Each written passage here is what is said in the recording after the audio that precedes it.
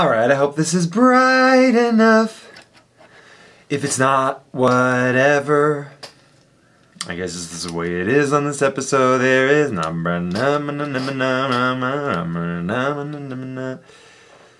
so my 9th album is up. It's online. It's done. It's pretty surreal feeling, to be honest with you. And I'm doing Sober October. It's the last day of September. So I have 3 hours to smoke a lot of weed.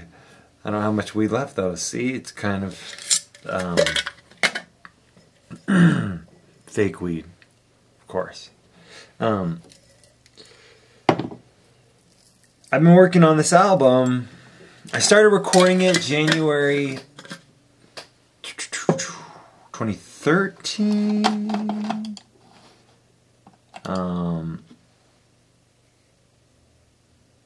24. Fuck, I'm really fucking. Hold up. 2014. I started recording. That was hard. That was too hard for me to figure out. So it'll be 4 years in January when I like recorded the first parts. I think the first song I started recording was, I don't know, doesn't matter. It was such a big project. It's a triple album. It's 33 songs. There's tons of instrument, not all the time. I mean, I don't want to like hype it up or whatever. I worked my ass off on it, and I made sure every song had like its own sonic identity and its own, you know, personality, production-wise and writing-wise, lyrically. I really tried to make sure it was all very different, each 33 songs, but that they were all different. And it took a long time. And it took time too of like, you know, there's a whole album I recorded that isn't on the album. So there's like a whole nother 9 or 10 songs I'll release at some point. And it's really fucking exciting, man. So Cave Paint is like my 9 album set. Hi, kitty. Have you been on the podcast? Oh, why are you so camera shy? Kitty, come here. The people want to see you. What's up, kitty? Talking about my album, and you're coming in here being all cute. Hey, you're just a sweetheart. What? You're just a sweetheart. Yes, you are. You can hop on my lap, but I'm not gonna pet you all day. Cave Paint's my 9 album series. When I was like 19, I told myself I was gonna make an album a year. I pretty much did that. I mean, I'm a year behind, I guess, technically, because I did have a version of this album that was done in 2015, but I did a lot of post-production stuff this last year and 9 months, and mixing it took a long time, because it just does, and I mean, it just took a long time to make this album. So, songwriting-wise, it was 2005 to 2015, and that's really what's important, you know. And it's important that I took the time to make it right, because that version wasn't ready. Like, it wasn't. It's not. It sounds really different. It sounds so much better now. I did a lot of stuff to it afterwards,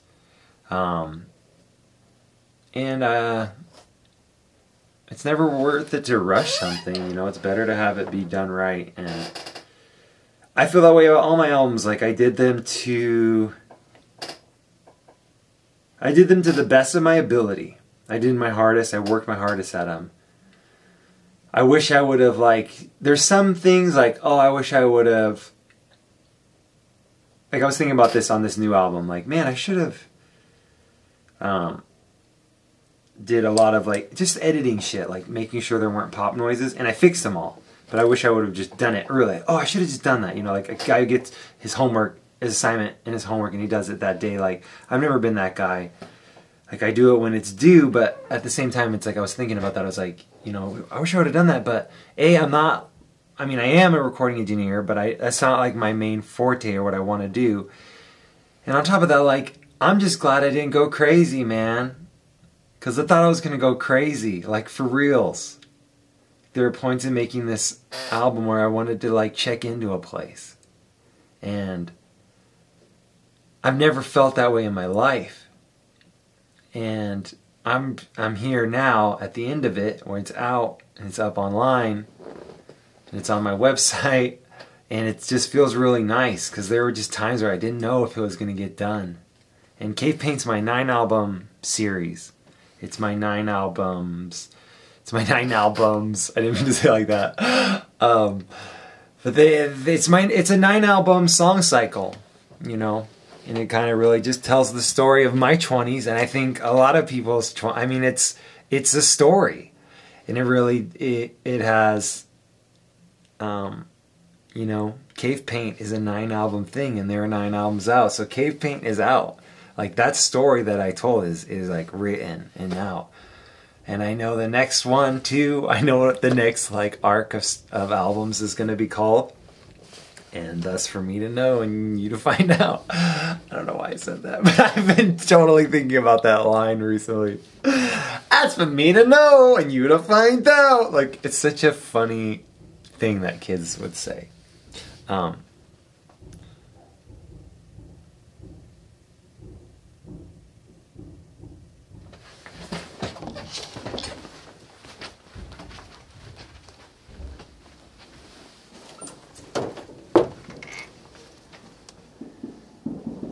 Oh, fireworks. Yay, my album's out, and they did fireworks. The mayor was so excited about the album coming out. She's like, do some fireworks, don't even tell him about it. I thought it was a gunshot. That's so silly. Got rid of the cat, though. No, I'm kidding. I love that fucking kitty. Is crazy. I love my kitty. Yeah, and I mean, I don't... You know, Joseph Campbell has a thing where he's like... You know... it's best if you're an artist to just not say what your stuff's about. And I guess he's right. He's probably right. You know, I mean, it's true. Because, I mean, everything is going to be... Everyone's different and everything's going to be interpreted differently. And I don't want to, like... say what it is I think about. I mean, Cave Paint, why is it called Cave Paint? Like, to me that's obvious, but there's other obvious things that I've made assumptions about my music, like, oh, everyone must think this about my music. And then one of my really good friends, but also like the guy who loves my music the most, one of the guys who loves my music a ton, and just has been supportive forever. Like, he said something about my music. I'm like, oh, that's like not even true. But it was true to him. So, and he's my good friend, and like, you know, someone I talked to a bunch, and so I thought that was interesting. So I guess, yeah, I mean, it's a 9-album. It's, I mean, it was fun, man. I mean, that's what I did during my whole 20s, was make that. And it's so cool to have, you know, something that took a decade to make. Longer, like, you know, really like 11 years, and I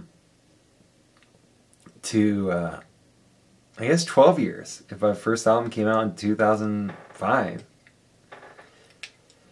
But my 9th album is a triple album, and that's how I kind of make up for some of those years where I didn't release anything. And I'm 31, so when I'm 35 I want to have 3 more albums out.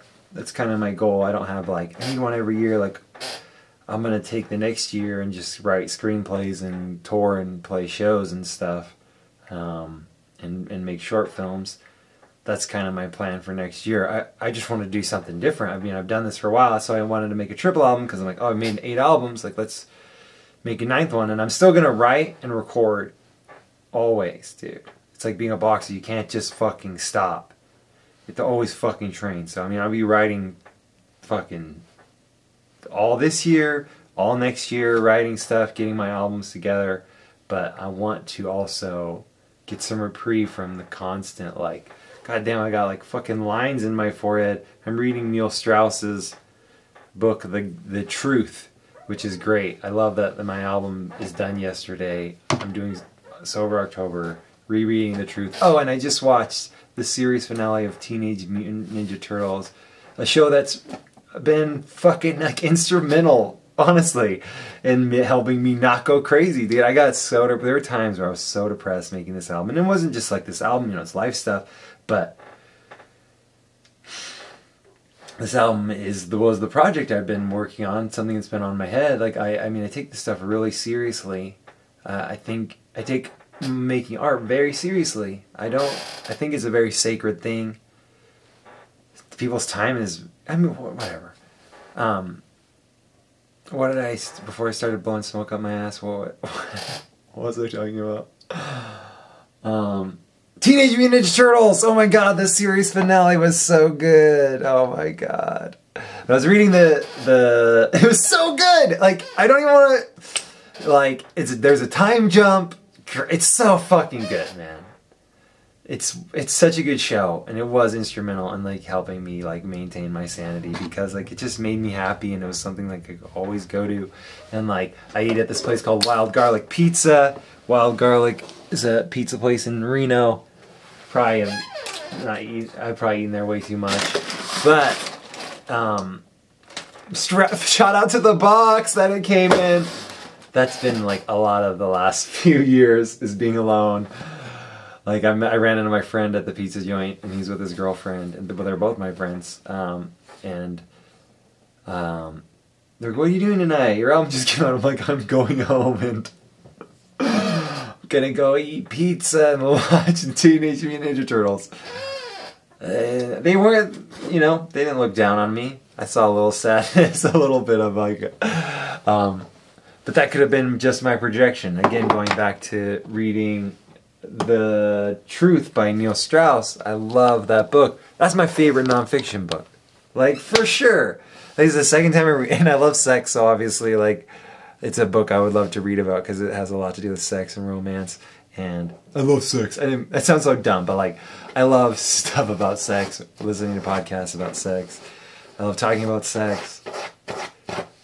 Music, magic, sorry, I love it all!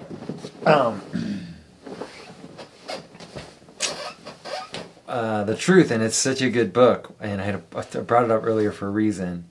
Oh, my forehead, because he described a guy who like was starting to have wrinkles in his forehead. It's just from furrowing his brow too much. I'm like, oh, it's me. I always am furrowing my brow. And I feel like relieved, dude. I really do. I mean, this is like something I set up 10 plus years ago, like making an album a year. And I still have goals. Like, I'm going to have 3 albums out by the time I'm 35. Or by the time I'm 36, I should rather. So that I can do them when it can come out when I'm 35. And I want to shoot 3 movies by the time I'm 40. So that's a lot of stuff to do. I gotta figure that shit out. I mean, if I could do 2 movies, that'd be fucking perfect. And then do my 3rd movie when I'm like 40. Okay, I'm gonna say that. I want to have 3 movies done by the time I'm 41. That's a good amount of time, because I don't want to rush anything. Again, going back to that, man. But I don't have like this every fucking year, and there's just like these headlines and deadlines. No, these fucking things that just I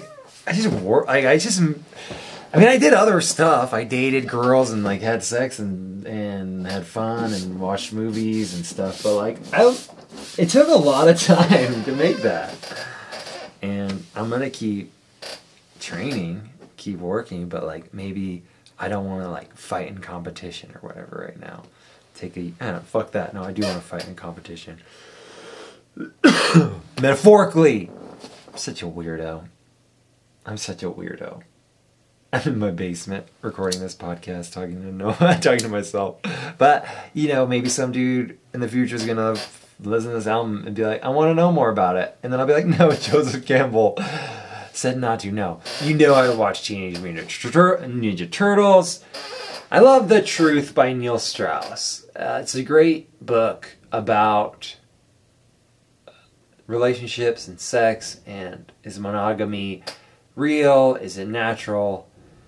And it's about your inner child and childhood trauma and how that kind of can set up your whole life and the whole relationships that you have. And it's really interesting, man, because I've been single for like 3.5 years, and I never knew until I read the book The Truth that I was a love avoidant. I always thought I was a love addict. Like the music I write, the way I think about girls, maybe I don't as much, man. I really don't. And if that, I don't know. I don't. That might be because I read The Game too. I read The Game before I read The Truth, and it was like a year where I was like kind of slutting around, but also like getting so disillusioned by the fact that like all these girls I was, you know, would kind of like fawn over, if I acted a different way, would just like go to bed really fast. Not being an asshole, I never like went outside my morality with the game stuff. Like I never like, they have like scripts like, be like, hey, would you rather have a cashmere sweater or would you rather have someone buy, like they have like scripts, like say like you go up to a girl and you be like, hey, I have a question for you real fast. Only have a second, but I have a friend and he's trying to buy a sweater for his girlfriend, but he doesn't know if the sweater is, if he should get one medium or small. So would you rather have someone get you one that's too big, or would you rather have one that gets you too small? And then you talk, and whatever they have like that stuff. I never did any of that stuff. Except for one time, I did this thing called the cube, which is like a very interesting thing. It's just an interesting like thought program, not program, but like thought experiment where you have someone describe a cube and you have someone describe other things too. I don't want to do it right now. I did that one time. And both girls that I was talking to flipped out. And this one girl that I was fucking super into, like started like touching my arm and doing all these things. And I was just like, man, I've like talked to this girl so much and done this, and it was so funny that this thing called the cube, because girls just love like that kind of horoscope piece. I mean, obviously not all girls, but it's very like esoteric, heady, emotional, spiritual type thing. Emotional, and I'm trying to think of the right word.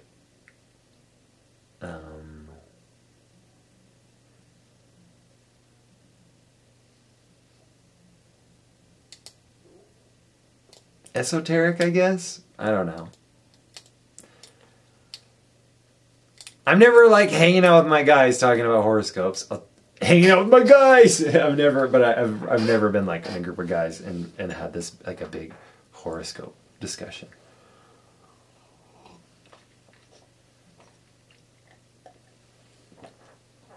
What is I'm losing track. The truth. A love avoidant. I'm a love avoidant. Kind of, for me at least, and it's so cliche, and everyone knows that kind of like, oh, you can't get loved from people if you don't love yourself, but that's sort of like that's one sentence of a huge problem, you know. You'd be like, how does gravity work? Oh, if shit falls down, like that's basically that. There's also like all this math and science connected to how gravity works that can fill libraries and books and shit. So I don't know, maybe not libraries, but you know what I'm talking about. Like you should be like, you just gotta love yourself, man, and then people will love, like, but whenever, like the girl I wrote so many of the songs about, like I wrote a lot of the lyrics for Beautiful Strangers about her. I wrote like pretty much all of Unweaving the Apocalypse about her, and I wrote pretty much all of my new album about her too. This massive romance I've talked about her for, called her Orthohontis, and this girl that I just fell in love with. And I was thinking about it, reading The Truth today. One time she came into town. And I fell in love with her hard. And one time I said, I love you. And she broke up with me. Pretty much it was never the same after that. And I always thought like, oh man, I shouldn't have done that. If only I had read the game back then, I would have known not to say it, you know. But it kind of really put a stop in things, and it made me feel kind of crazy because it's like, man, I'm so fucking in love with this girl, and she just didn't love me back, and I guess, you know, and then yeah, she was moving too. She graduated. She was in town just to go to college, so she was graduating, and so we broke up, and she moved down to Vegas, and I didn't go down to Vegas and meet her or see her or really. I was working on my albums. I mean, that's like my priority, even with love and things, you know. My albums are the most important thing, other than like my family. Like if there's a family emergency, that would take precedent, or if my family needs me, that would take precedent. But like, music's the most important thing. So I didn't move because I wasn't done with Cape Paint. Like I could move now, like as of yesterday, when putting my album online, like I could move to Vegas and like try things out with her if I wanted to. But the point is, I couldn't really then. But the point is, a year and a half after we broke up, she randomly messages me on Facebook and says that she's in town and that she wants to see me. And she messages me in she doesn't message me. She writes a thing on Facebook that's like, hey, I want to see these people. So I'm like, oh, she wants to see me, that's cool. I'm excited to see her. I'm in love with her. I still love her. I'm dating someone else, but I'm still in love with her. I'm in love with them both. I think you can absolutely be in love with two people. Why would you? Can you love two dogs? I'm not trying to say like people are like dogs, but like you can love two albums. You can love two I mean, it's not the same thing as all the fucking. You can love two paintings. I don't know what I'm saying. I love them both, but I was more infatuated and more engrossed with the girl that broke up with me after I told her I loved her and moved to Vegas, not the person that I was dating. And I wish I would have, whatever. I've thought a lot about this. My point isn't this. I thought a lot about the relationship I was in, that I should have been way more committal to and understood, because I was dating this incredible woman, like my dream woman. Like if I imagine a woman now, like how I wanted her to be, she would be like the girlfriend I had while I was pining for the girlfriend that like never was super into me. And again, that's a love avoidant. This person that's good to me, I'm really unable. She loves me, not like I'm a musician. She loves who I am, not any of the musical thing. Like a lot of the times the girls will get a crush on you because you play music. And I did meet her like at an open mic, the girl I dated. And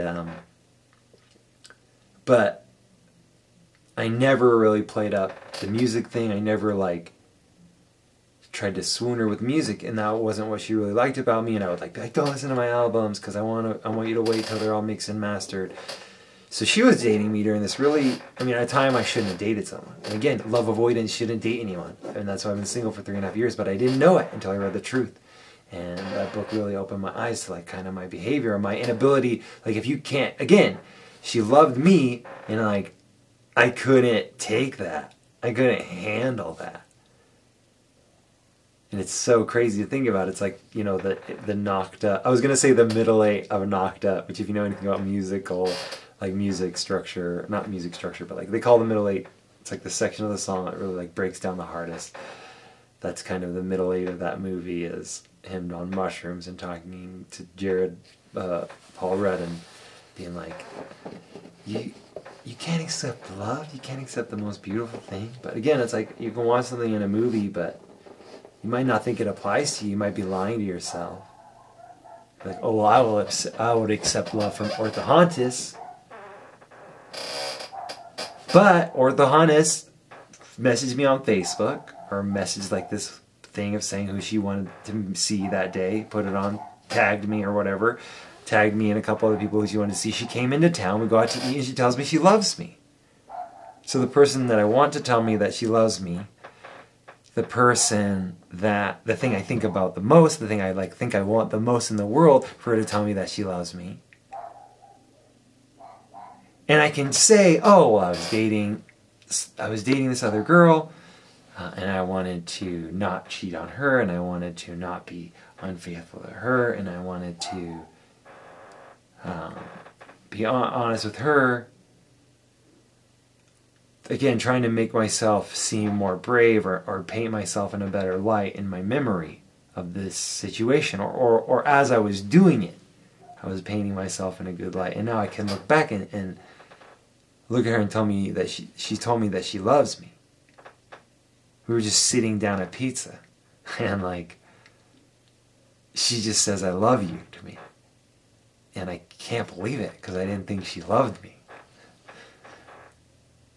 And I loved her so much, and I don't know if I still do. I don't know. Maybe if I saw her, it would all rush back to me, but like, at that time I loved her so much. Like, my heart swelled with love for her, and she said she loved me. And I can again say the reason that I sat there like an idiot saying nothing is because I was trying to do something righteous by not going behind my girlfriend's back, but that's not true. I think I was afraid. I think I wasn't able to accept her love.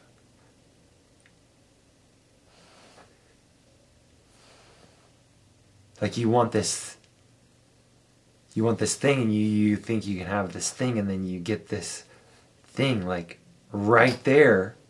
She's a goddamn doctor. It's not like she doesn't have, like, she could take care of me, like, for the, as far as the move down there, you know, like,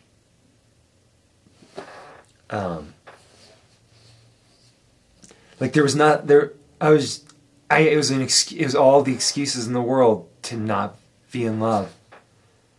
Really.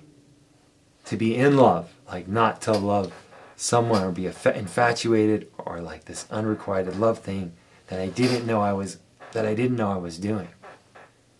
That I didn't know, like, I was a part of. And I didn't even realize it the first time I read the book. And I didn't realize it actually till today, that, like, I just didn't say anything because I was afraid.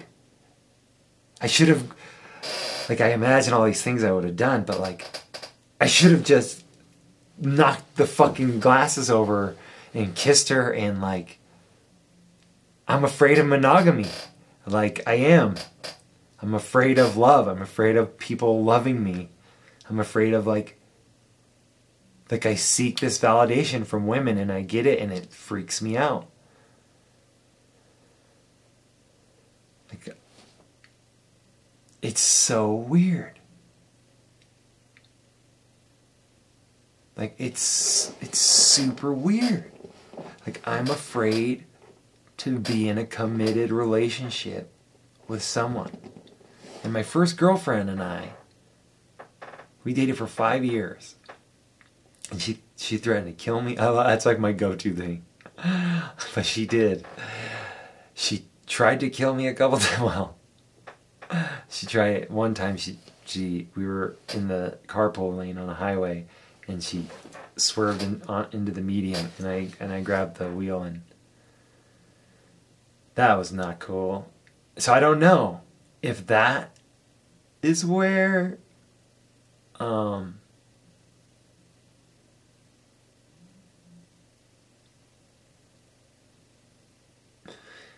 if that's where my, like, fear of commitment comes from. Because I feel like I was really committed to her, my first girlfriend. And then these things started to happen. Like, her almost driving to the median. Or her, like, making a stabbing motion and telling me she was going to stab me, and, like, and hitting me. There's, like, this one time we were supposed to go to a Prince concert, and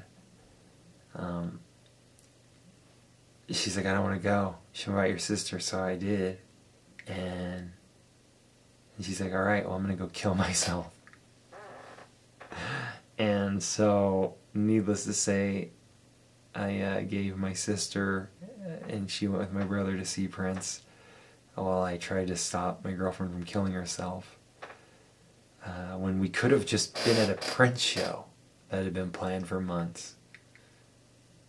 We could have just seen Prince.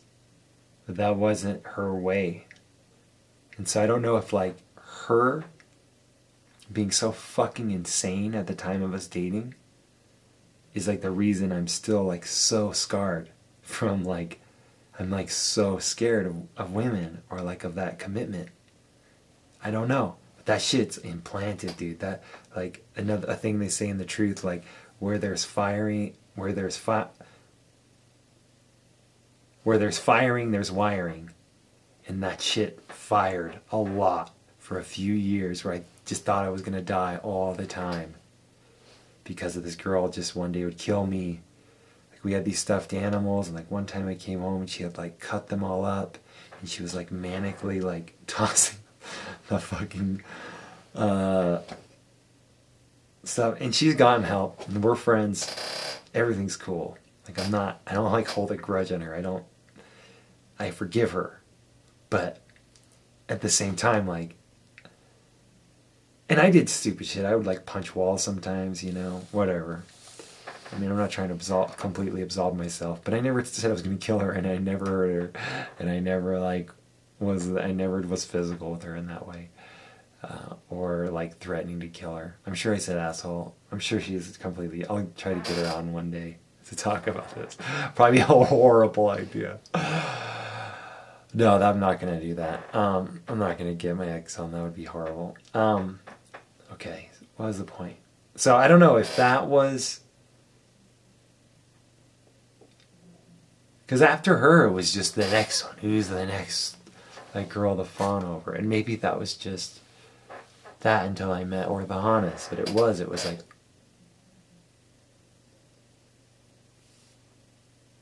maybe 2009 was like my only reprievement from like having a huge... I was trying to think, did I have a huge crush on anyone in 2009? I don't know. I don't think I did. But just huge crushes like right after my relationship and all this stuff. Let's look up hold on, I've got the fucking book right here.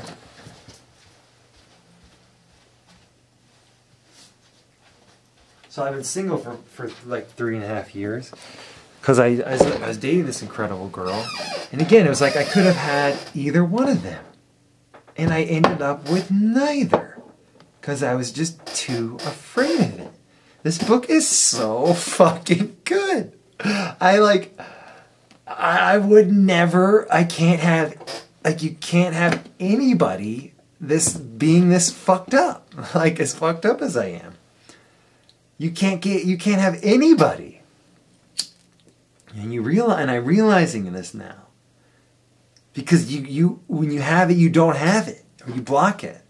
Because I had it, and they both told me they loved me. They both were serious. Like they loved me. These gorgeous, funny, smart, intelligent women loved me, and I couldn't handle it. And until I can figure out a way to handle it, there's no use in running this repeat, recycle girls, running them through the ringer and causing these emotions. I don't want to hurt anyone like I hurt my last girlfriend. Because I wasn't good to her, and she was really good to me. And I should have been good to her because she was amazing. But I was afraid of being good to her.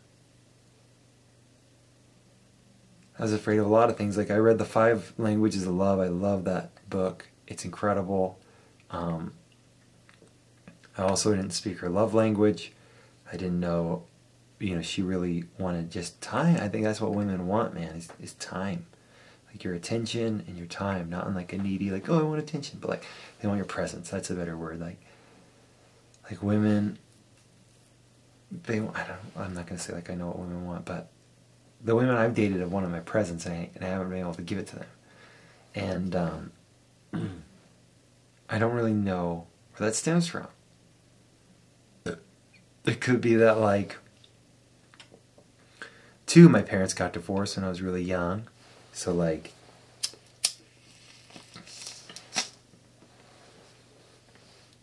I've always been covering up trauma. in my life.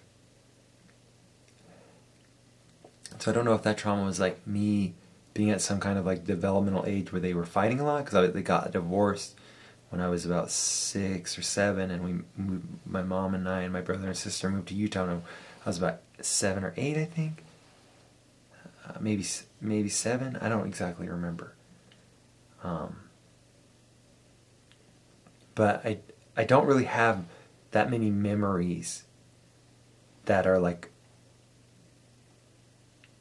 before he moved. So like, I feel like there's a lot. What is that? That's such a relative thing. But I remember like always people telling me like more stories than I remembered.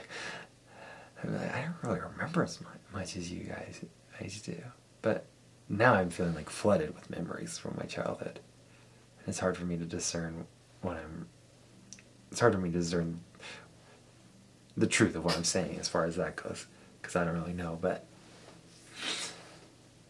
I don't know what the trauma is, but I've been covering up with like TV and like food. Like food was my first drug. That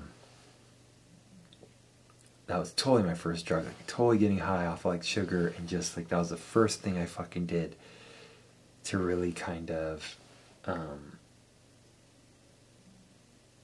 But then you hear too, like it's like in your genes, man. Like the trauma of like your grandparents and stuff is like in your genes. And then they are the grandparents of grandparents. Like, you know what I'm saying? Like it goes back for a long, long time. So it's like this inherited trauma that's like always going on. And another thing that's cool in The Truth by Neil Strauss is like them saying, you know, it's not about blaming, it's about understanding. Like I want to it seems to me, based off of stories I like, music I like, music I write, the women and love is this very important thing to me. And I used to think I was like a love addict. Like I always wanted it. But now, like, I'm just realizing more and more I'm a love avoidant. Like it's this repeat. Like I just want that constant validation. Like one person giving it to me is not enough, because they would know and love the real me, maybe. And I want people to love like a falsified version of me. Like when you get deeper down, it's too scary for me to like be loved, but I still want that like validation from women, you know, the sexual validation. I still want the sexual validation from women, or the validation of my attractiveness or my worth. It's very weird. Like it's just very you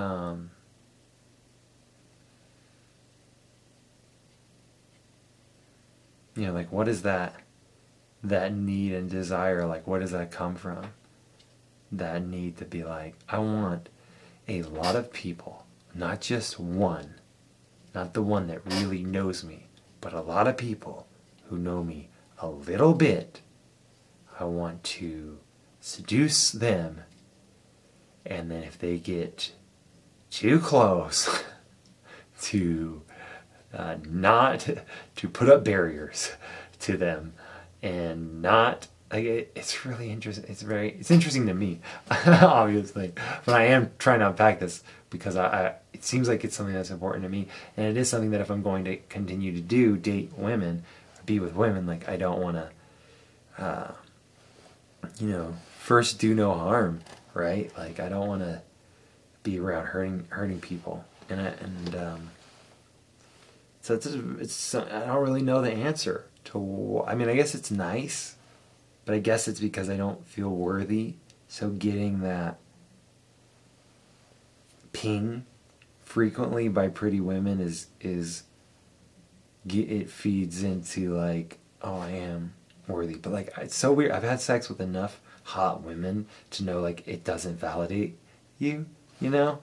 Like oh, if I could fucking be with a girl like that, and then like you do it and you're like, well, if I could be like a girl like that one though, you know, it's very weird.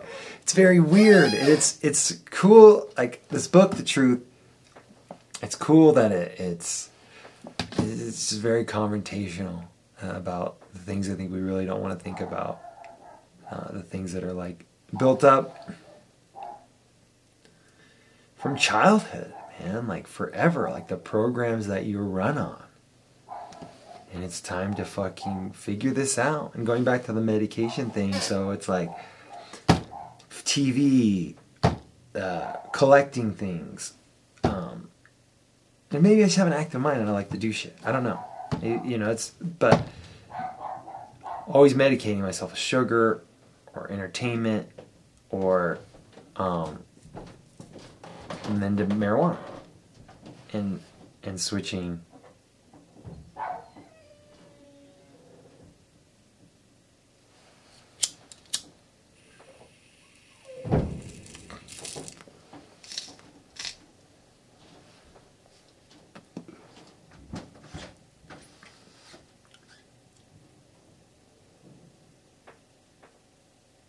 I can't remember what I was thinking about. But I thought of something else. And I thought about how the girl that I dated for 5 years, even when I was dating her, I would pine after the girl I dated before her, who never kissed me and wasn't that into me and didn't like me. And I'm really seeing a pattern. And it's very telling. And if I don't figure it out and do something about it, I'm going to do it forever. And I'm going to play this role in this play forever. And I'm not going to change. And I'm not going to do anything different. Because it doesn't sound like I've done anything different for 10 years now that I'm really, really, really looking at it. And around the time that second girl I guess I dated technically, but the one I dated for 5 years, around the time they ended, the girl who I never was kissed by, she and I started to talk and like,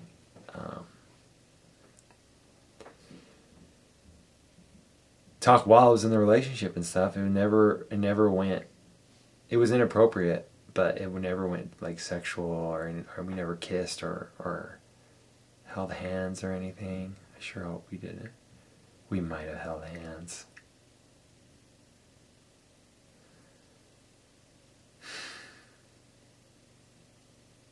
Like, oh, and there was the aspect of it like where she was like, if you leave me, I'm gonna kill myself. Whew, okay, like I don't know how to process that. That was really crazy. And that was like just her go-to thing, man. One time my dad wanted her to like not go to dinner with us because he wanted us to just all go out to dinner like a family. He's like, would you ask your girlfriend to just stay home? I just haven't seen you guys in a while and I just want to, have like a family thing. I was like, sure. So I go ask her, and she's like, all right, but I just want you to know, when you come home, I'm going to be dead, lying in your bed, or some crazy shit like that. One time she's like, let's drink. How's that shit, Drano? She's like, let's drink Drano and fuck by the lake as our bodies are poisoned and die.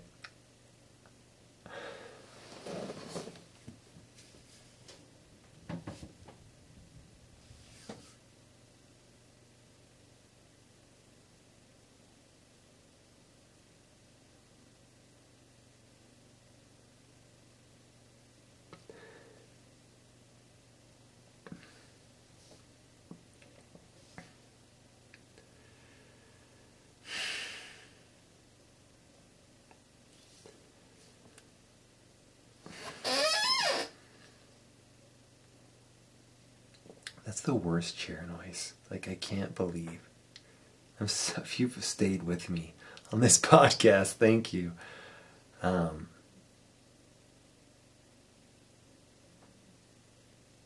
so I don't want to spread that trauma to other people, like, any more than I already have, you know? I really would like to figure out why, or just do what I've been doing. I haven't dated anyone for 3.5 years. I made a girl cry the other day, but she was crazy. Couldn't fucking believe that shit. So insane. Like two times I attract crazy girls, and I know that's more of a reflection on me than it is on them. And that's the thing they talk about. And the truth, and the two girls, the 2011 ladies, were not crazy by any means. And I was really in a good spot and very confident in that at that time in my life, like as I am now. So I feel like, for instance, like I totally am not, I have nothing, I have zero to do with this girl now. I was a fucking crazy girl. So before the old me might have not really seen the signs, and so I'm just saying, the 2011 girls, they weren't crazy. I mean, like, we're all crazy. I'm crazy, but like they were very like stable people that I think wanted like healthy relationships, and it was too much for me. And this podcast is getting too much. This episode is getting too much for me. Let's go deeper.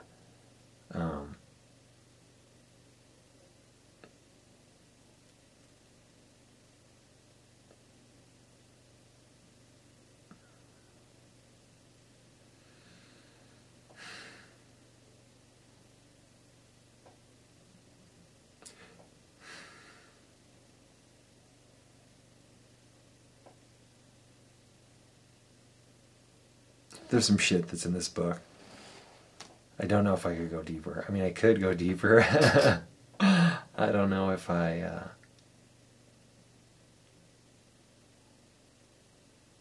don't know if I want to. Man, sorry, I didn't mean to get all fucking super heavy. That was not what I was. I did want to kind of. This is episode 40, kind of a recap of what I've really learned. I've done this podcast for 1.5 years, so obviously I should have 78 episodes. So I'm very behind. I'm averaging about. I'm very behind.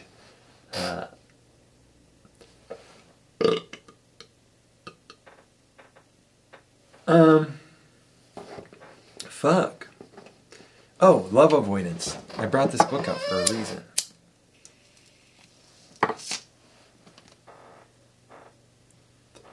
We're like, you think about songs that they're like a.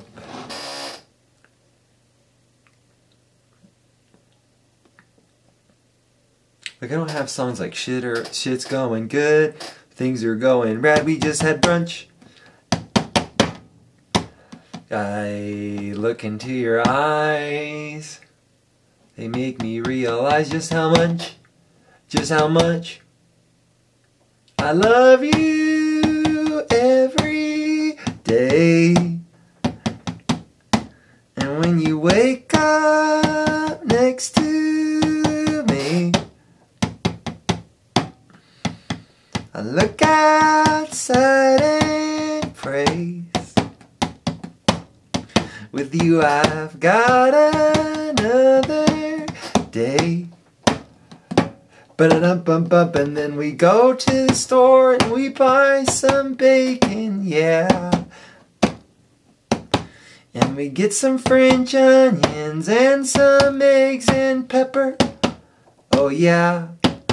Then we put it on a pot at home. With you I never feel alone. And we make an egg scrambler that's so good. And we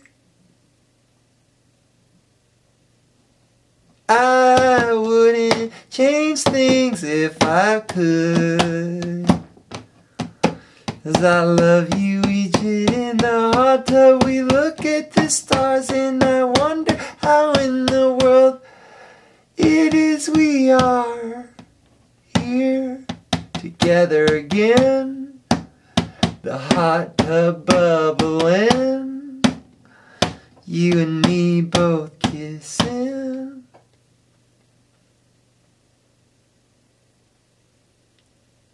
Drinking the universe in. I never really write songs. I guess I mean,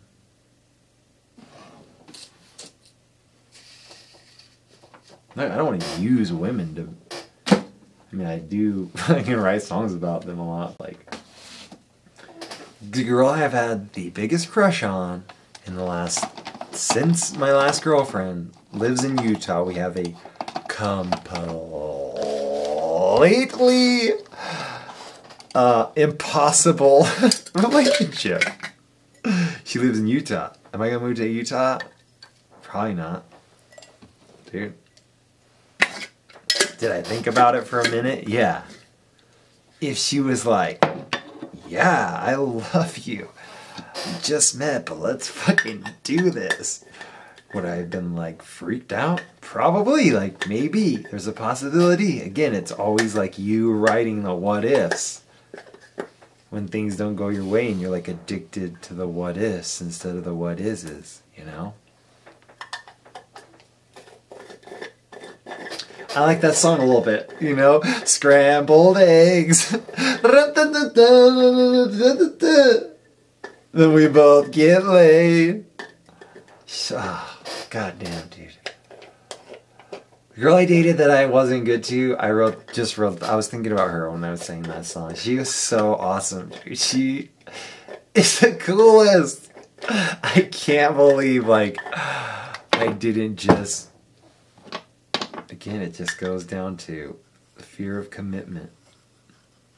I don't think I've ever been in a fully committed relationship in my life.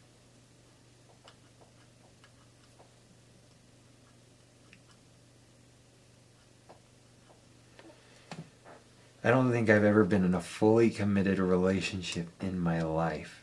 And I'm not talking about fidelity, I'm talking about like emotionally.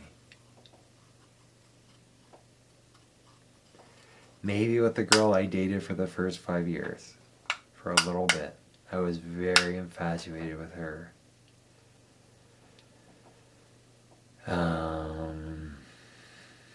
But I don't know if this is an excuse. I don't think it is. There was a point where I just really wanted out. When all that suicide and death and all that shit started bubbling way, way, way harder. I just fucking wanted out, dude. I was scared of dying. And now I guess I'm scared of women. But it could have happened before that, man. It could have happened in childhood. It could have happened with like my upbringing. You know.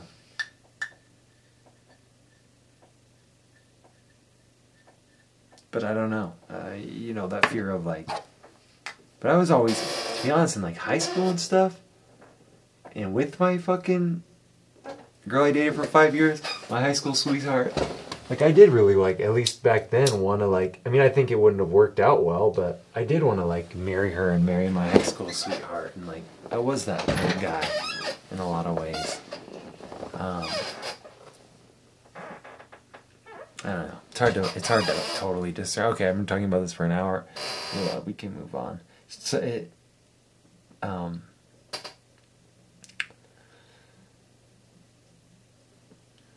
no, we're not gonna move on.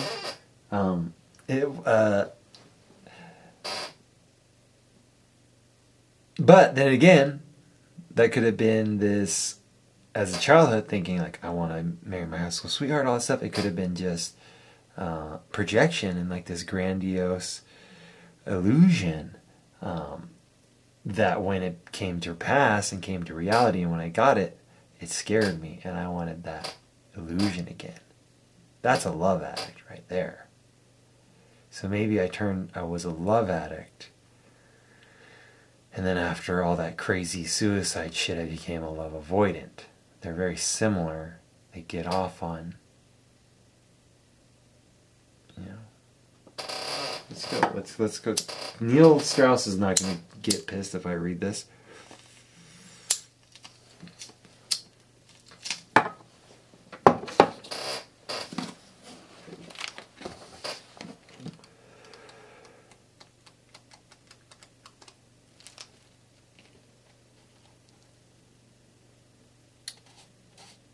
Dude, what we do not know controls us. James Hollis in Under Saturn's Shadow. Wow, so crazy. Okay, hold on, we're going to the love avoidance stuff. Where is this?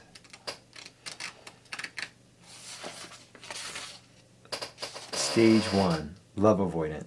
Enters or returns to a relationship out of obligation, connecting behind a wall of seduction. Love addict enters or returns to a relationship to end pain of abandonment, connecting in a fog of fantasy.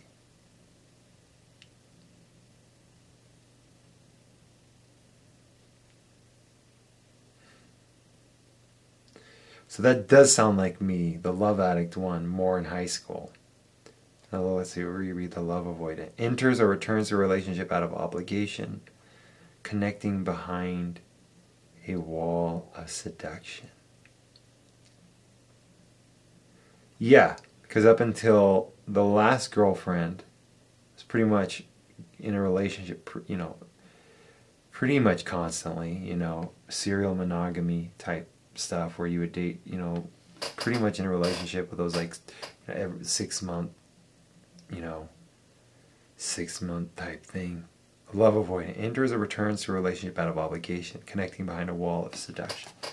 Kind of going back to like going after girls that would never work out with, not, you know, like literally there's huge obstacles that would make it really almost impossible to work out, and then me being like, okay, well that's what I want to go after. And is it the big fish, or is it like you just wanting to, you know, wanting to fail? Love avoidant feels oppressed by partner's neediness and moves from wall of seduction to wall of resentment. Hold on, I just started thinking about work. That's so dumb. I hate thinking about work, man. That's why I want to fucking make money as a musician, man. So then it's like I'm making money off what I think about anyway, dude. Fucking just thought about work, dude. Work! What about that thing at work, though? Like, minds are so weird. Like, it's all good, is what is it about that thing at work. That's what it is. And I'm here smoking weed. And now I'm literally talking to myself, not just to a podcast audience. Metaphorically, I'm talking to myself. That made no sense. Okay, stage 2, love avoidant feels oppressed by partner's neediness and moves from wall of seduction to wall of resentment. 100%. We were just talking about that.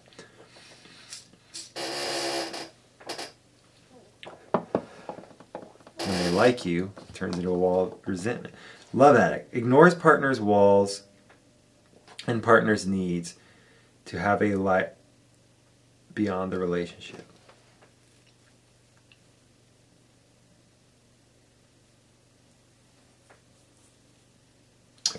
Love addict ignores partner's walls and partner's needs to have a life beyond the relationship. Dude, I'm fucking stoned. I know that doesn't make sense to me right now. I'm being real. I mean, I know what those words are, but I don't know what it means. Ignores their partner's walls and their partner's need. Oh! And their partner's need to have a life beyond the relationship. Yeah, that sounds like a love addict. That makes total sense. Ignores partner's walls and the partner's need to have a life beyond the relationship. Yeah, see, I was just stoned. You're just like, no, the relationship is the only thing. I'm not like that. I hate when people are like that. wall of resentment when they're like that, dude. Stage 3 of love avoidant. Further engulfed by partner leads to withdrawal from relationship and intensity seeking. 100 fucking percent. 100%. That's like people who like sneaking around behind their girlfriend's back and stuff. And what I did, again, just like my first, like the 5-year relationship, the one where it was like the last few months, I did devious, morally ubiquitous. I don't know that word. I don't know why I'm trying to use a word that I've never heard or I've never looked up. Morally ubiquitous. Ubiquitous. Ubiquitous. This is reveals. Now I can't. Now I'm so stoned. Ubiquitous.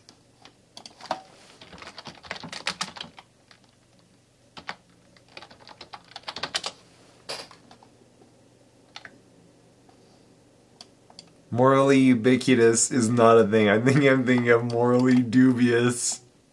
And it doesn't apply. Oh, okay, this is the kind of shit I should edit out. Ubiquitous. Isn't that a word?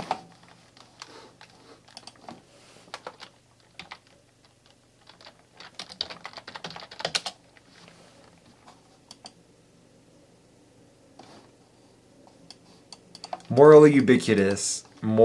His ubiquitous influence was felt by all the family. President. Appearing or found everywhere. Pervasive. Omnipresent. What I said made no fucking sense. I was trying to sound smart and I proved myself not smart. I proved myself not smart. I did morally dubious things. Not horrible things, but things against my moral code and things that I wouldn't want anyone that I'm in a relationship to do. And that's the golden rule, to do unto others. And when you are not doing that, dude, that's the golden rule. Dude, like bronze, silver, gold. When you are not treating other people like the way you want to be treated, you're fucking up. What's her name? Her name... Karen Armstrong, I think. She had a good thing where she's like, the other version of that is... not treat others as you'd like to be treated, but don't treat others as you don't want to be treated. So just at the bare minimum. That's like New York. That's the way New York and like Philly does the golden rule.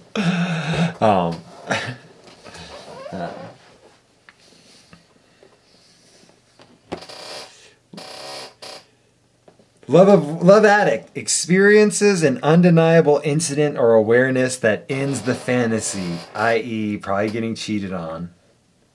But intensity seeking, dude, that makes sense. So the love avoidant, intensity seeking. The love addict experiences an undeniable incident or awareness that ends the fantasy. Fuck, dude, this book is so fucking good. Oh, this book is just, I think that's the end of the love avoidant, love addict stuff. Because he starts, spoiler alert, getting his fuck on, dude. I'm at that point in the book.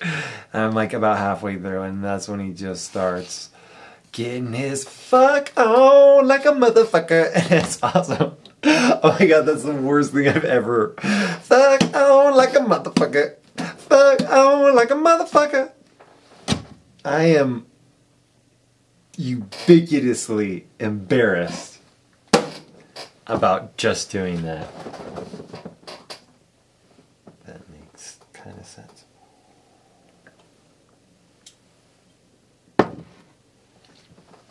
That's the end, man. Intensity seeking for a love avoidant to get out, to avoid commitment, to avoid intimacy, And then the Love Addict, I don't know. Yeah, they always are like in the same relationship, man. I'm always kind of, except for fucking Orthodontist, I'm kind of like, well, that's not true. But I get caught up in them, but I don't fucking like bug them and shit. You know, I'm kind of friends with all my exes, but I'm not like I just need you back. Just want you back. Come back.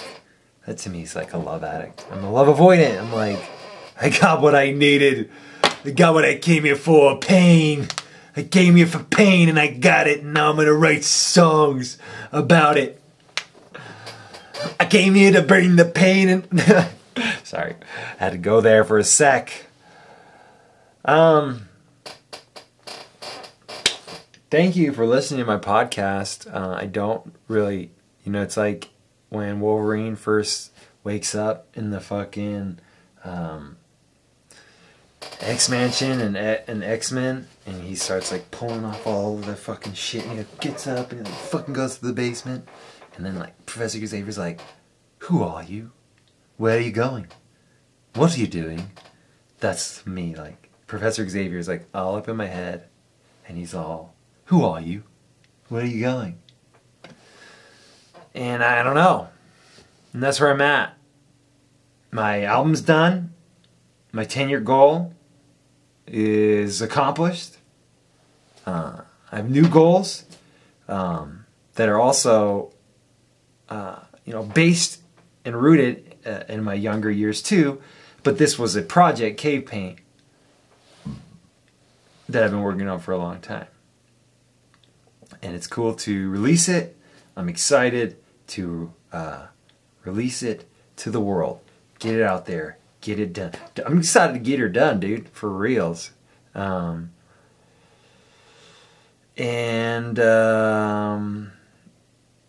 sing some songs. Let's get the guitar out.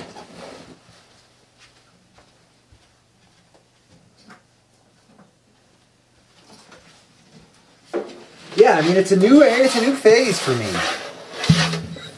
You know, it's a new phase. Phases and stages, circles and cycles. It's a Willie Nelson song.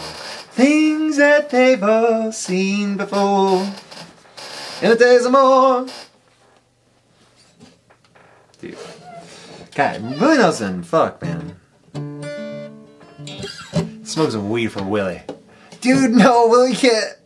Dude, fuck that. I'm smoking weed for Willie, I love ya.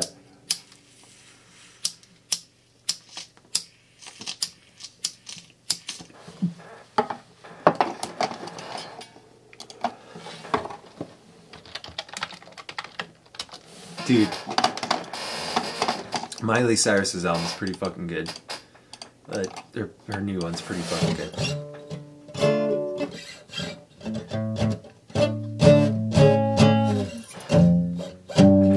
But you know, I think because the album took so long, I got over, like, I'm already done with like the depression of like finishing the project.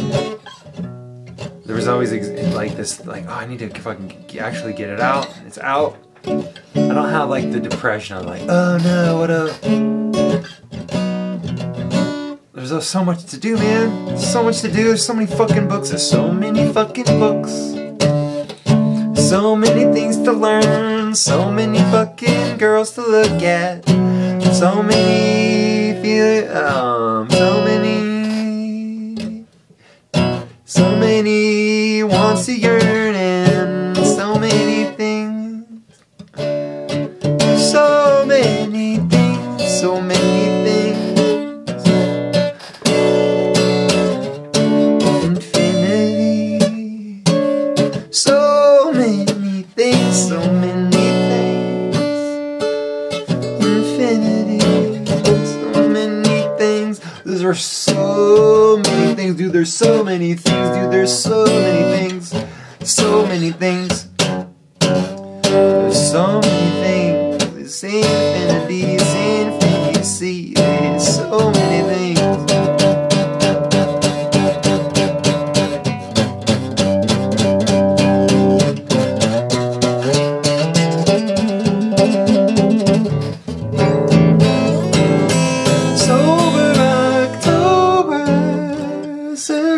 cycle, sober October. 2 hours left of... Did I mention I medicate with marijuana? Did I mention I'm doing sober October? Did I mention... When I started smoking weed, I lost a lot of weight because I wasn't medicating as much on food, and probably was medicating more on marijuana, and marijuana is calorie-less. Did I talk about how I have a cowardice against monogamy? Yes, I talked about these things, I think.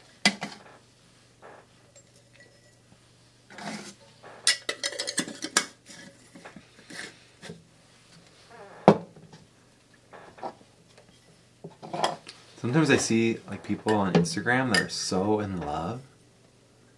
And I'm like, I think that would freak me the fuck out, dude. I want to find like a career woman. That's hard, man. It's hard to figure out. I got my career.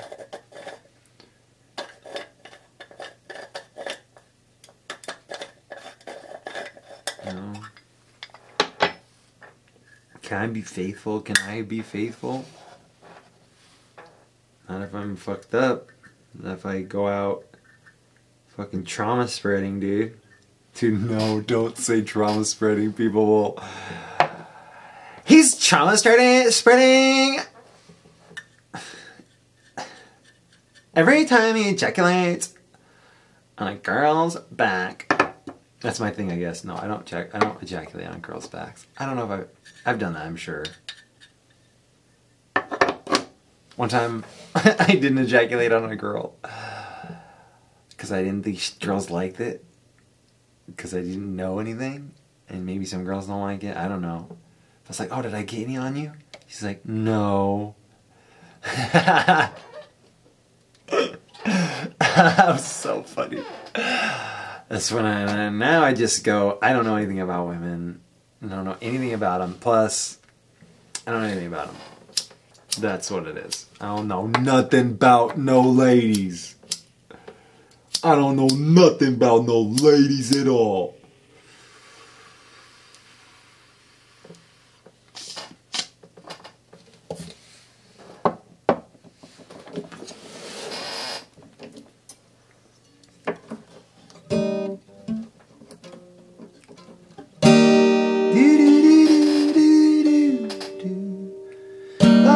Time you're hosting, you put on karaoke. Adorable, you sing your song. You wearing your red parka. I wanna tear it off, 'cause I wanna touch your skin so. Sweet kiss, listening to Taylor Swift. Oh girl, I haven't felt like this in years. Fingers in your fireplace, sipping on your hot toddies, my babe. My fingers going down your chest, my hair wrapped softly round your neck.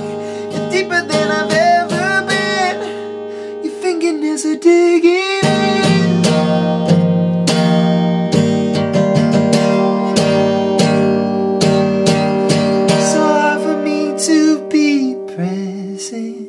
Like my mind is somewhere else, but when I open your present and kiss your lips, I'm nowhere else. I paint your body with music. You like doing it in public. We'll do it everywhere we go. As we kiss, listening to Taylor Swift. Oh girl, I haven't felt like this in years. Fingers in your fireplace, sipping on your hot toddies, my babe. My fingers going down your chest, till my hair wraps softly around your neck. And deeper than your fingernails are digging in. I'm deeper than I've ever been. And I want you to love me. I want you, It's hard to be rolling. It's hard to be low. And I want you to love me, but I just don't know if I know how to take your love. And I want you to love me, but I just don't know if I know how to take your love. And I want you to love me, but I just don't know if I know how to take your love. I don't know if I know how to take your love. I don't know if I know how to take your love. I don't know if I know how to take your love. I don't know if I know how to take your love.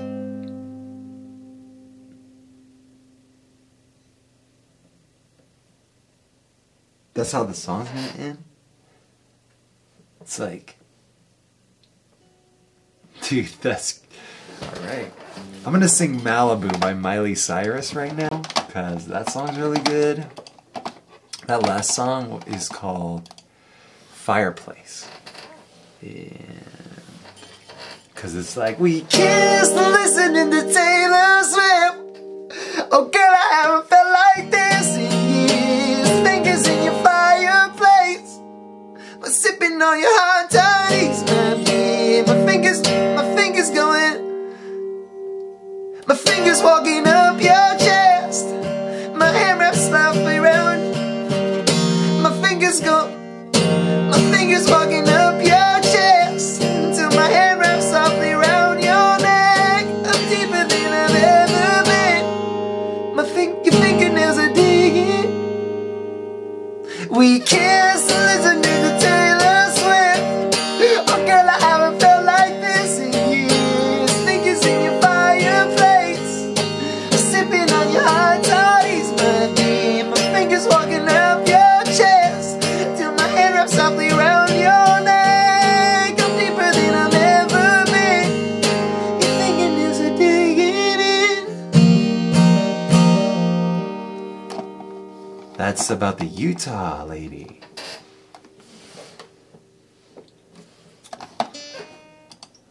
Who I was like, oh, I'll move to Utah. But she's like, you're crazy, dude. No, I never said that to her, but she was like, it's not gonna work out right now, dude.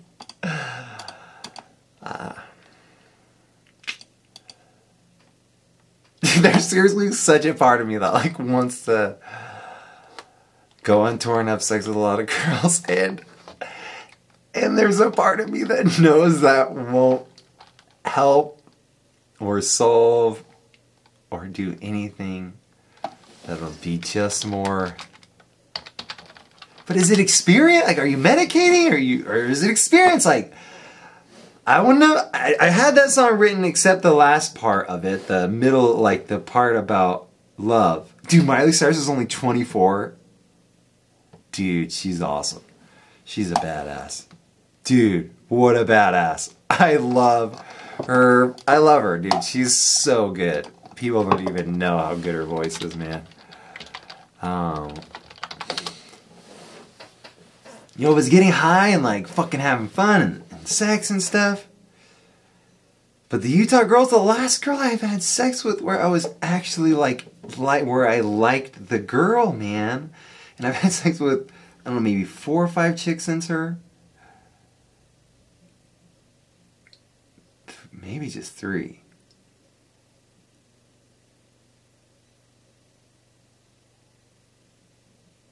No, 4. Maybe 5. I don't know. I don't know. But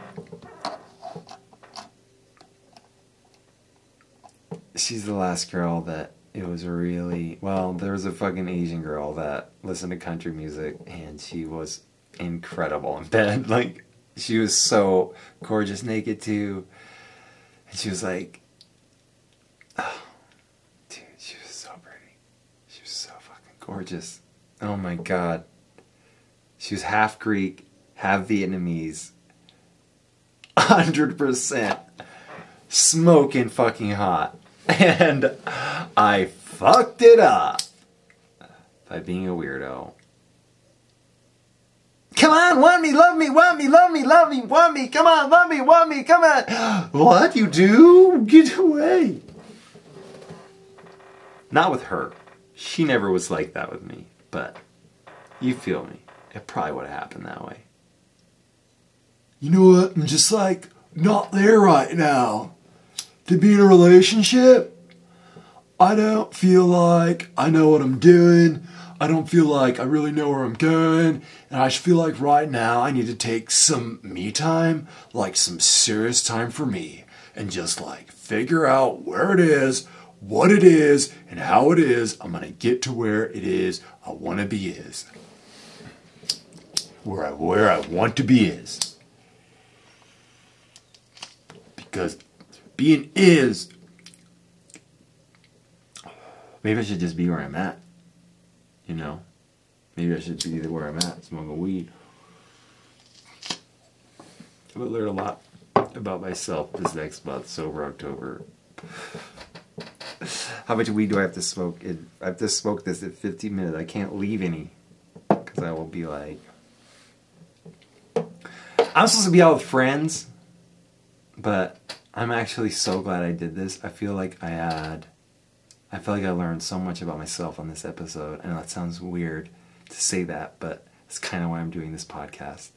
And the waist update is going fine. Everything's going like pretty well with that. I mean, I look a little chubbed right now, but like I'm not even gonna worry about it because this has been a crazy couple weeks. And I'm sure my addiction to marijuana is just going to be I'm sure my addiction to marijuana is just going to be replaced by an addiction to exercise and yoga and reading books and other means of avoiding where I'm at like I did before I started smoking weed. So we'll see. I'm going to find out some things. This month, got about an hour and 40 minutes left to smoke weed, and you're gonna find out some things. You're gonna find out some things about yourself, right? So, you're gonna find out some things. This month, you're gonna find out some things. Hey, yeah, bossa, well, yeah.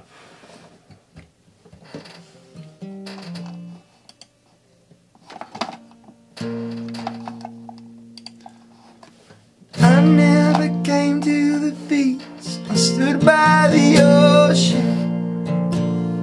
I never sat by the shore under the sun with my feet in the sand.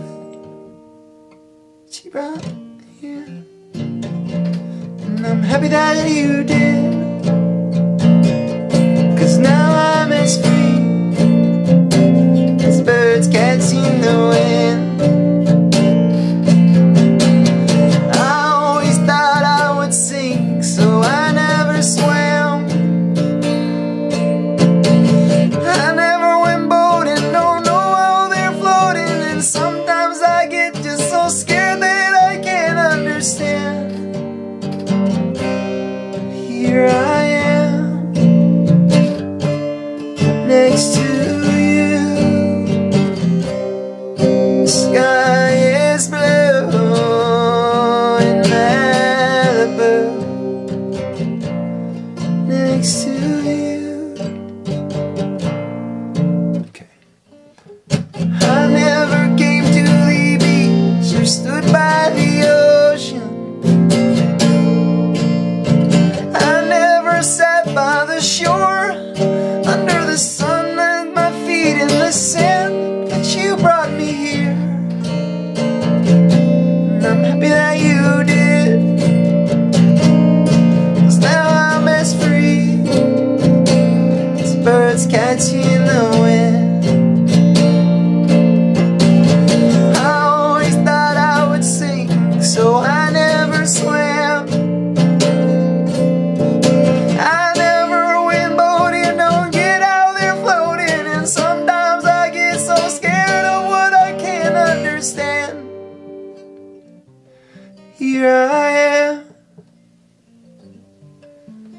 next to you.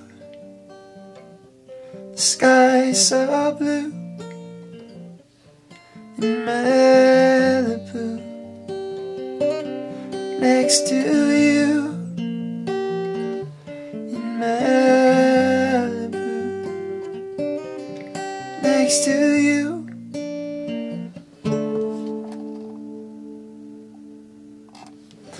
We watched the sun go down as we went walking. I'd spend the rest of my life standing talking, and you would explain the current is that your smile won't just stay the same. Nothing will change. Okay, I'm gonna have to figure this.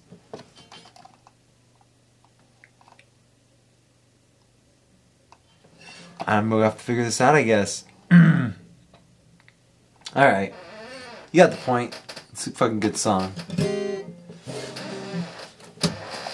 Ooh. Oh. Ooh.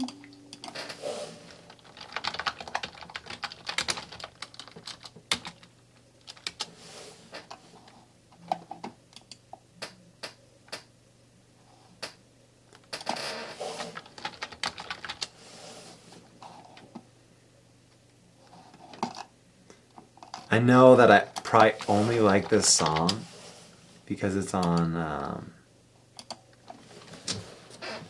the High Fidelity soundtrack, and I listened to that soundtrack a lot when I was in high school. Those are very formative years. But I love this song. They're very good years. And I love this song.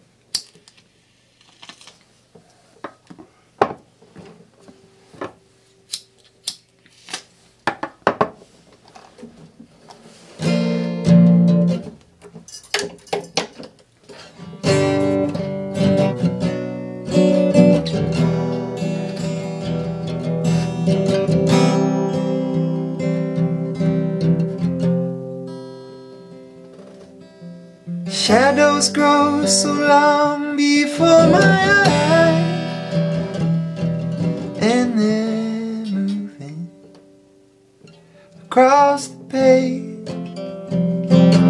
Suddenly the day turns into night, far away the city, but don't hesitate, 'cause your love won't wait. Ooh, ooh, baby, I love your way. I wanna tell you I love your way. I wanna be with you night and day.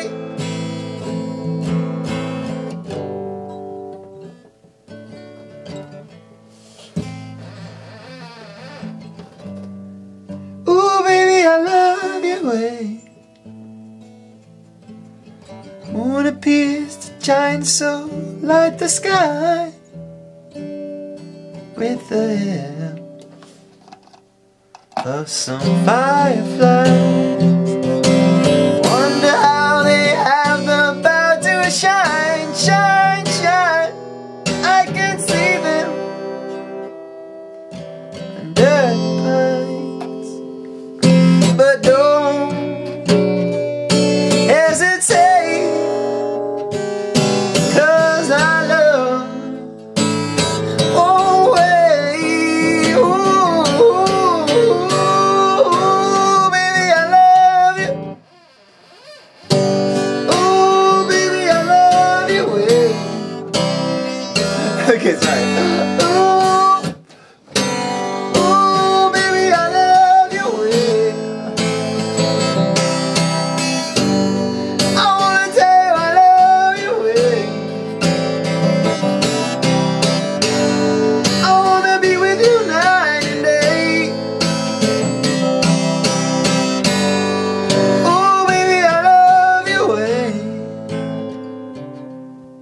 there's so many verses. I always thought, I don't always think that, but I wish he said, I can see the cornbread in your eyes.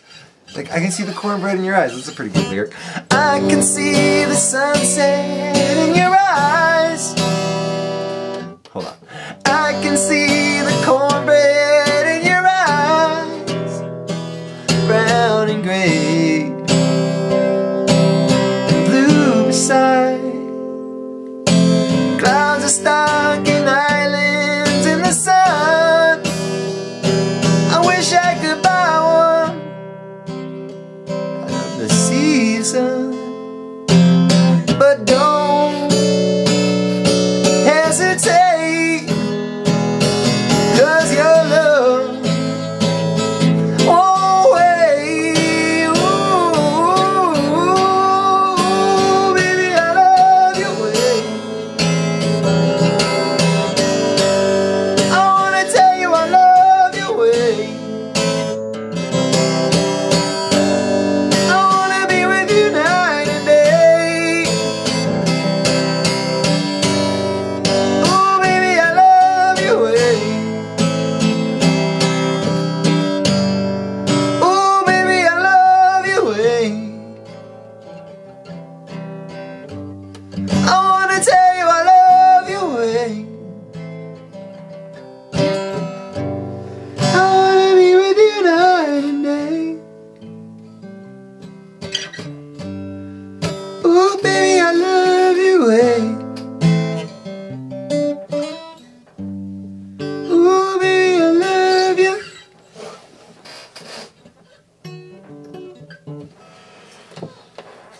Guys are bringing in Sober October with. This is a lot of weed. I'm gonna a couple hours. I could go. Looks like I could give it to a friend.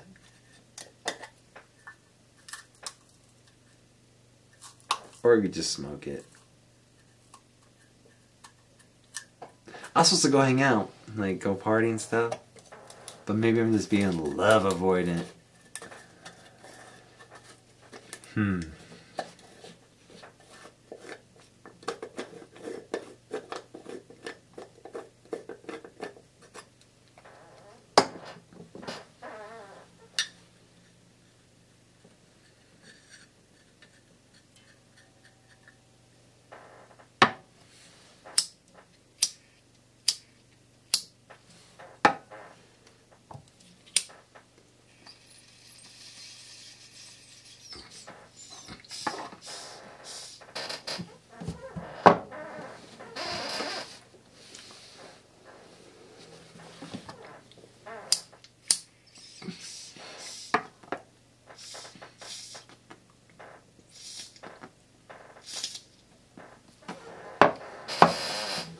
I'm gonna have some guests on next episode if you're still here.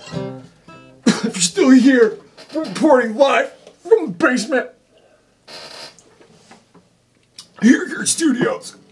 All 9 albums are live. I've been high for 9.5 years. I've been high for 9.5 years. 1 month. It's gonna be like fine. It's gonna be just fine. I'm just gonna read a lot and watch a lot of porn. And, for sure.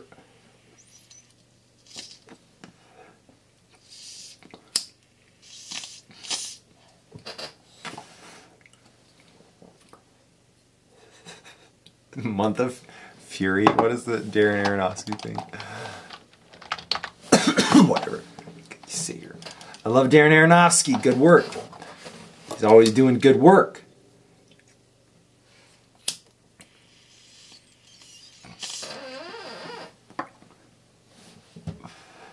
This kind of guy, like, the only reason anyone would not like them is like some really annoying guy they met really liked him. You know, and that's not a good enough reason not to like someone.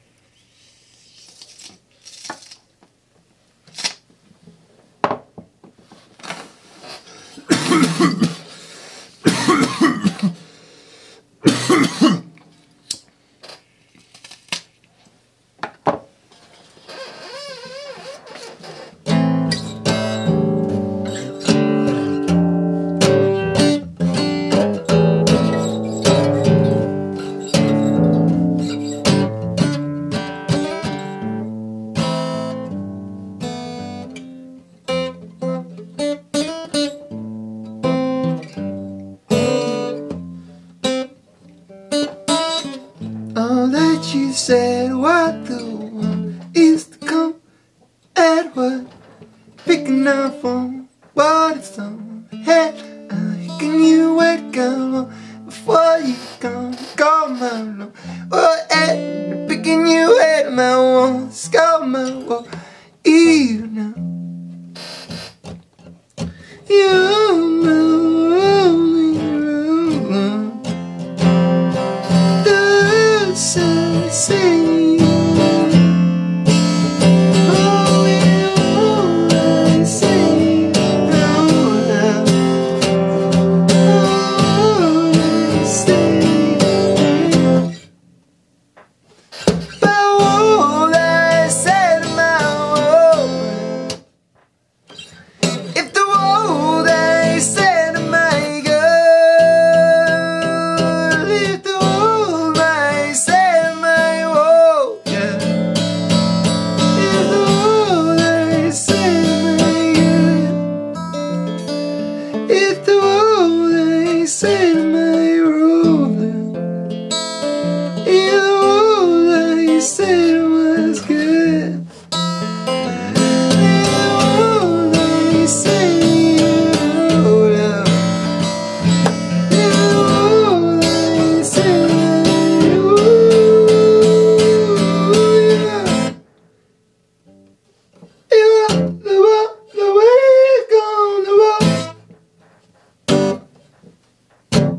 I wanna see you in my heart. Oh, it didn't. Ho, ho, ba, ba, ba, ba, ba, ba, ba, ba, ba, ba,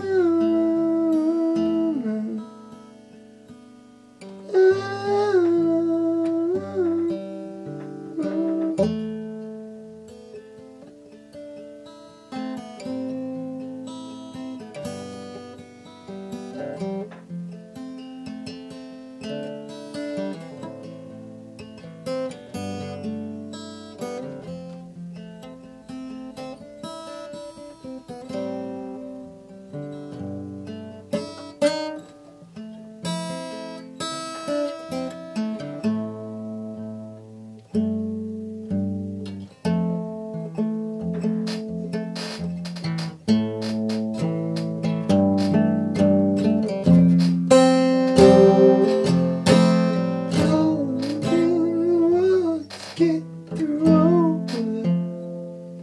And everything you say is the one you love. And back it in your place, I say the wrong. And back it up the wall, what you ain't in my way. Taking on your own, you say that I say.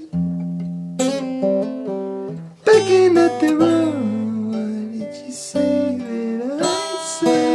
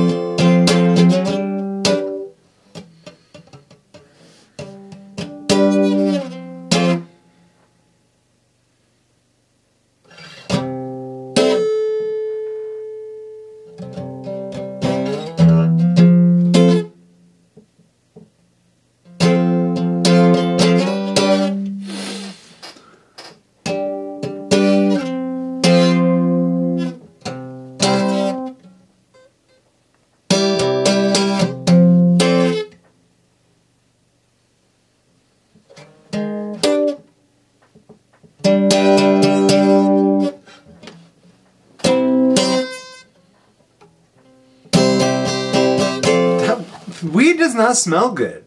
Burnt weed, kind of, but like also kind of smells bad. Or like It fucking smells bad.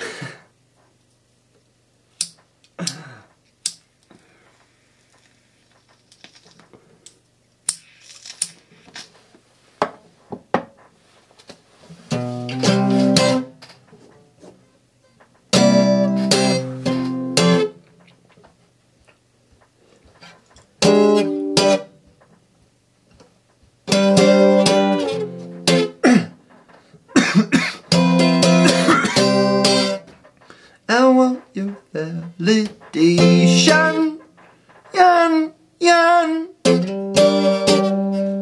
I want you in my face, yeah. I want you in my ways, yeah. Oh, and who you wanna see, yeah, later on I'll leave you. Always I wanna break myself for two. Always, always, always you. My house is set inside my head was you. Always you, darling, always you. It was always you, it was always you, it was always you. It was always you, it was always you. And someone new. Love that I was supposed to do. Up that I screwed up and screwed. On your way.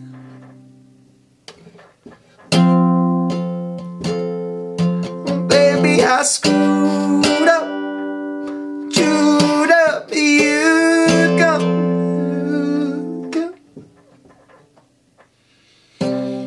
No more dancing, my love. Anyway, no more dancing by yourself.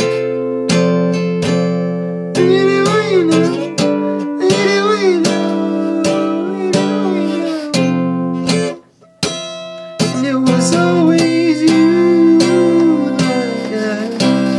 I knew I darling, but I was afraid. Like some kind of kid that's afraid of the flames in myself being strange. The flames in your eyes. Good when you look right at me. Could come and look right at me. Could please validate me inside. Could please look in, could please look in my eyes. I look for the fact. Validate what's inside of me, girl, if you all it in.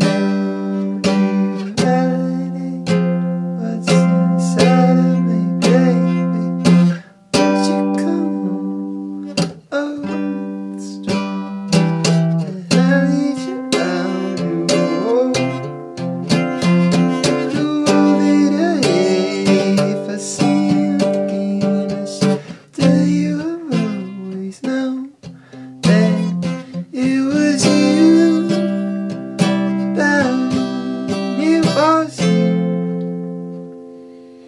First moment I knew as you're up the desk with you alone. When I do what you want me to do, I'll say it was you. Always knew it was you. It was I tried hard.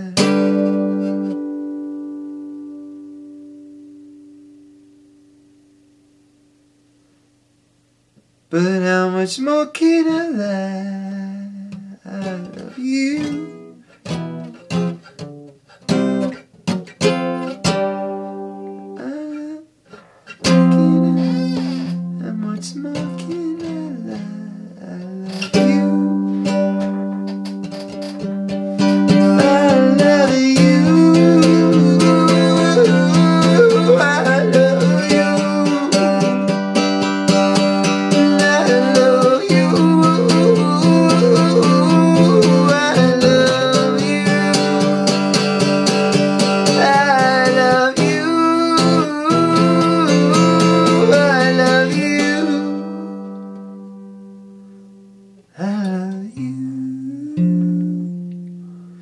I love you.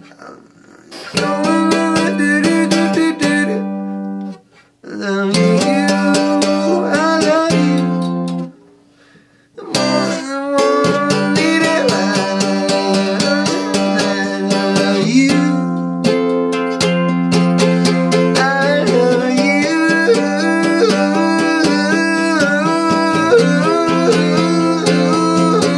I love you.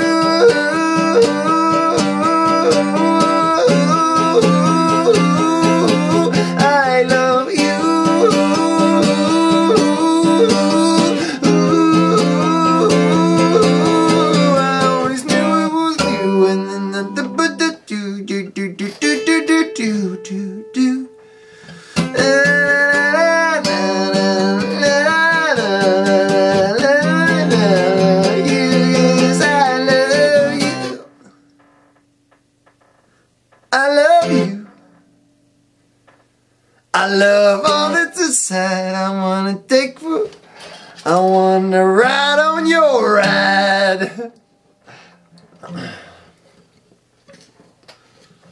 Ride on your ride, the ride that's you. Toasted, free roasted. Girl, you're my roller coaster. Gotta have it. I can maybe you riding when you hold it, my whole girl. I just wanna tell you, oh girl, you ride it, my body. I just wanna tell you right out that I don't be riding. It's you and way my seat, my body to combat. I don't wanna see no way, no, I can't be hiding. I don't wanna say my way, no way, I can't be hiding, bro. I can be driving, go. I can be what you know. I can be what you know. I can be what you know. I always knew it was you. I always knew it was you. Ba-da-doo, ba-da-doo, ba-da-doo, ba-da-doo, ba-da-doo, ba-doo, ba-doo, ba. You always knew it was you. Oh, ba-da-doo, ba-da-doo, ba-da-doo, ba-da-doo, ba-da-doo, boop, boop, boop, boop, ba. You always knew it was you. Ooh.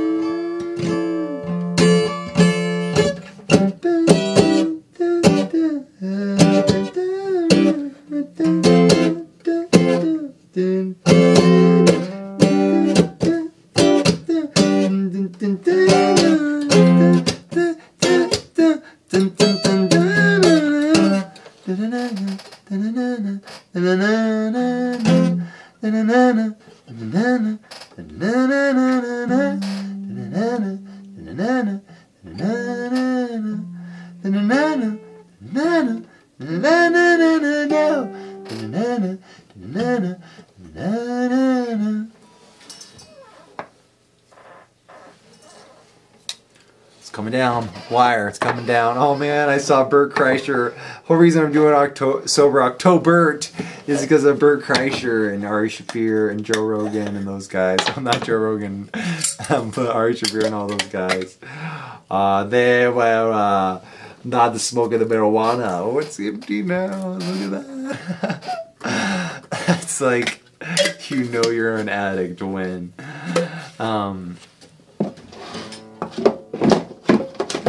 Let's see.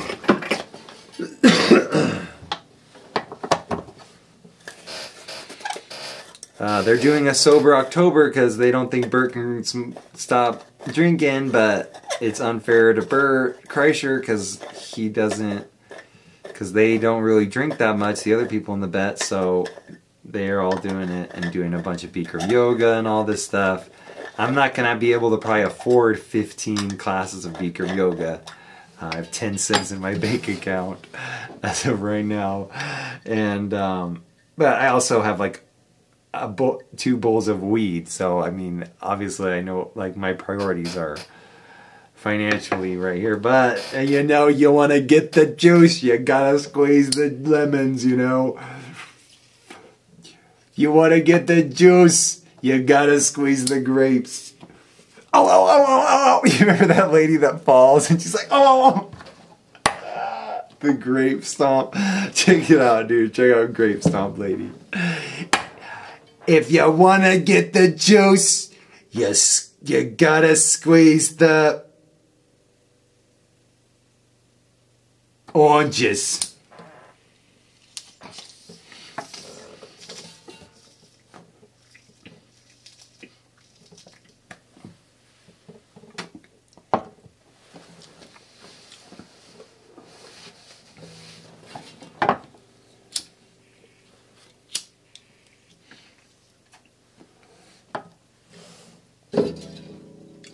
I've listened to Miley Cyrus's album way more than you think I have. I've listened to it like 5 or 6, 7 times. Probably 7 times now.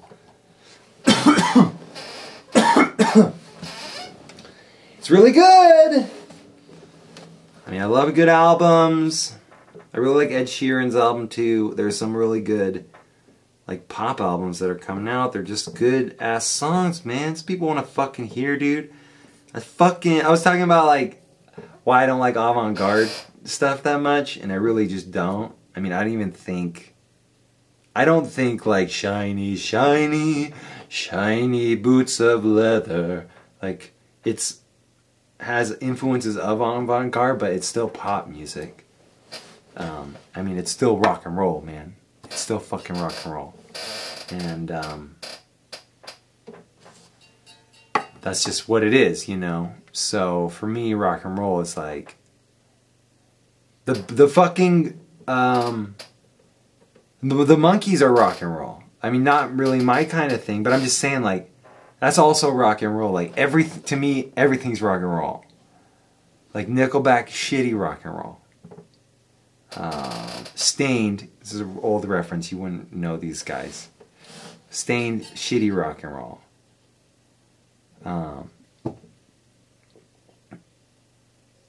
The Strokes, good rock and roll.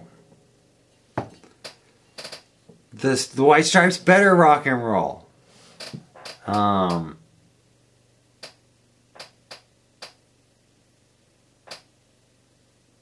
The Super Furry Animals, even better rock and roll. To me, rock and roll, I feel so stupid now saying that. To me, rock and roll. It's like, I can't believe, I'm not even going to justify that. Dude, rock and roll is rock and roll. And,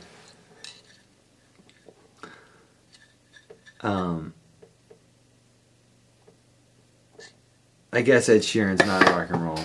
I mean, I'm trying to think of maybe that song, Erasure.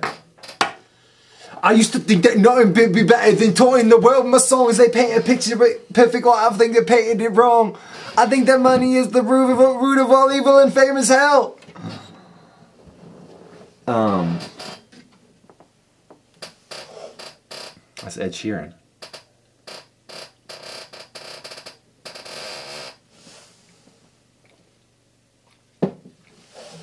This is my last marijuana bowl of just for a month, dude. It's not a big deal. I probably won't even do it. Let's be real.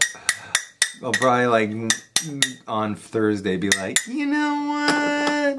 I don't like smoking weed, but let's go for a week. Let's go for a week. Let's try to do it for a week, you know? Look at me. Such an addict. Such an avoidant, man. It's not just a love avoidant, it's an avoidance. It's like avoidance. I mean, even these albums, man, making 9 albums has like been a part of that avoidance. It's like always something to do, always like a constant purpose, a constant drive, a constant thing to do. And I still have that. You know, there's so much stuff I want to do. I have like massive folders of plans and things like that, but and projects I want to make. I have a bunch of folders of projects I want to make and a bunch of ideas I want to make, and I'm just going to keep coming up with more, so but it goes to that avoidance too. Like someone said once, like Woody Allen makes a movie every year because he's afraid of dying, and I remember when I heard that like 5 years ago, I remember being like, dude, is that me? You know, certain things like that are jokes, you know, can catch a chord with you, and you got to think like, is that me? Because like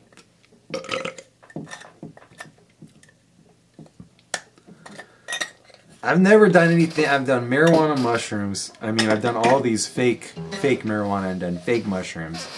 And then I smoked DMT once. Never be afraid of anything at all. Oh, I've done those drugs. I didn't even like that word, drugs. I've done those plant medicines. That's a way worse way of putting it. It really is. There's nothing. Vegan love. Recycle all your stuff. Vegan love. We don't eat eggs, even though eggs are fucking just eggs. Just things that chickens make. And you're not even gonna eat fucking eggs. That's why you're so skinny.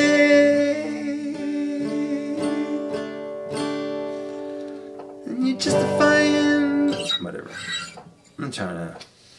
Just gotta go with the flow. What's it about drugs? Marijuana's.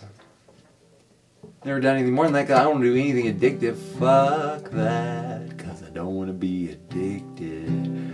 Oh yeah, no, I don't want to be addicted. One time when I smoked weed from this pipe from Malaysia, I was like, whoa, I think there's not just weed in this thing. Fake weed, of course it's fake weed. Fake weed, of course, am I kidding? Of course I'm kidding. But like, I did, like my friend, my buddy bought me a pipe. And it was like one of the weirdest hits. I mean, I still remember that hit. I think somebody smoked. Oh, dopium. Of course, fake stuff. Of course.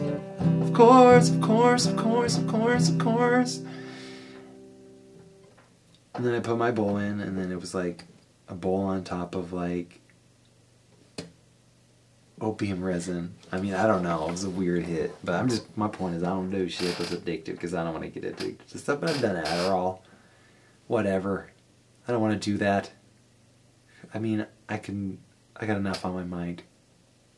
You know what I mean?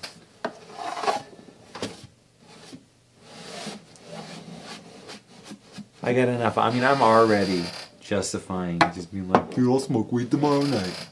I don't know. No, whatever. I love you so much. Thank you everybody in the world. Hey there, everybody in the world wide web. Thank you for listening to my podcast. I'll see you later. Hey there everybody,